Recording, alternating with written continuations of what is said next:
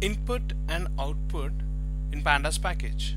So input and output, what I mean is reading different formats of data and saving it to different formats of data. So if you go through this documentation, which I'm opening in a new tab here, and look at the IO tools here, these are the different types of formats and the different methods that you could use. These are all the inbuilt Pandas methods to use to read the data. And also, if you want to save this data or the table or the data frame to a different formats, you use all these methods. Now, one important way to read and learn is this left side. There is something called a search bar, right? Okay, you can simply say read underscore table method. All right, read underscore table. Then you'll say pandas dot read underscore table. All right. So this is a simple read underscore table method which has got so many parameters, and each of the parameter here is defined, explained, and so on. And quickly, if you can see here, you can swipe through read underscore Excel. You know, again, you have got so many parameters. You can learn them, use them when need be, and you can scroll down and see some of the examples also. Now let's get back to this collab file, and let's read few of the data files. So now what I'll do is I will use read underscore table to read a tabular data, that is t.tsv format, and one such data is this one, which the link of this is this, and it is in the form of .tsv. So what I'll do is I'll just copy this and I'll paste this, and let's see what happens. Once it gets loaded, I want to check the first 5 rows of this tabular data. Now this is how it looks like.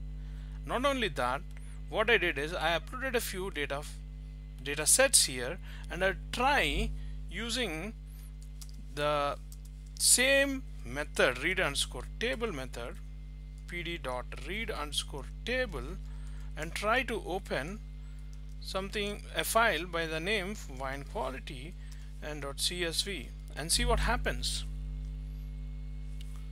Okay, and I would like to see the first 5 rows of this data set.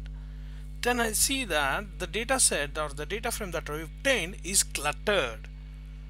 Why? Because we are trying to opening a CSV file using read underscore table. Read underscore table is a generic method. There is a parameter by name sep, and if you use that, it works out. You get the entire data set. Instead of this, you could have simply said wd is equal to pd dot. You could have used another method by the name read underscore csv, and you just use the file name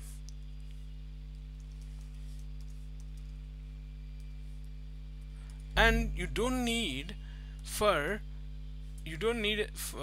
use a sub sep parameter here, since the method is pd.read underscore csv and the default value of that method is comma. So this is how you can read different types of data from different types of data in different formats. Okay, now let's see a simple example where I'll say df is equal to pd.read underscore table, and I'm going to use a URL, https tinyurl.com/user data, and then I'm trying to read the first 5 rows of this data. Okay, users data, probably this is the data. Okay, this is some kind of data that I have. Now I see that this is again cluttered, and I quickly realize that sep is here.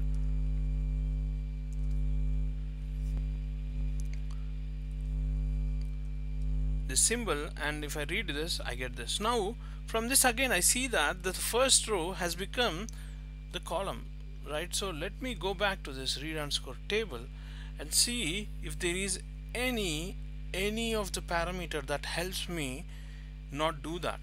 So there is something called as header. Let's go and read what header is. Okay,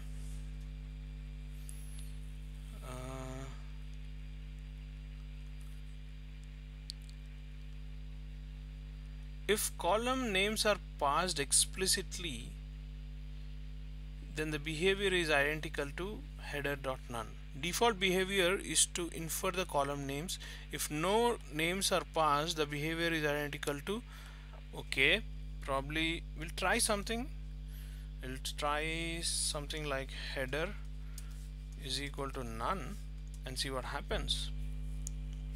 Oh, there you go, it got knocked off. So that's good, but I want to name the column names also. Further, let's try and see which one would be helpful.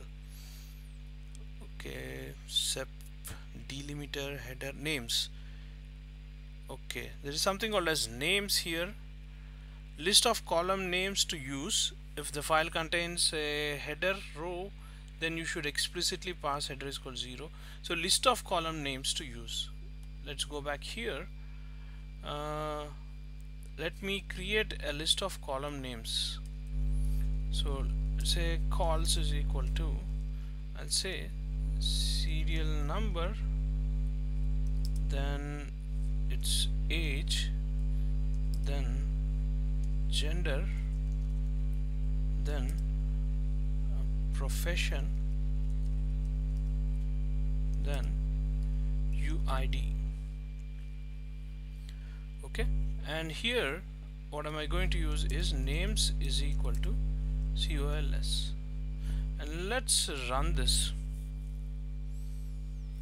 Okay, so we have successfully replaced the column headers with the list of calls, list of the names that we have seen. Now what I want to do is, you have this df and I want to save it to _excel, and I want to give some name, my Excel file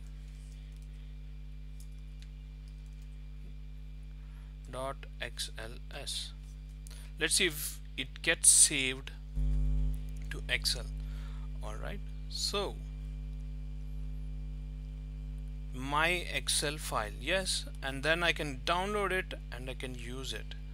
So this is how simply you can read the data and save the data from different formats to different formats.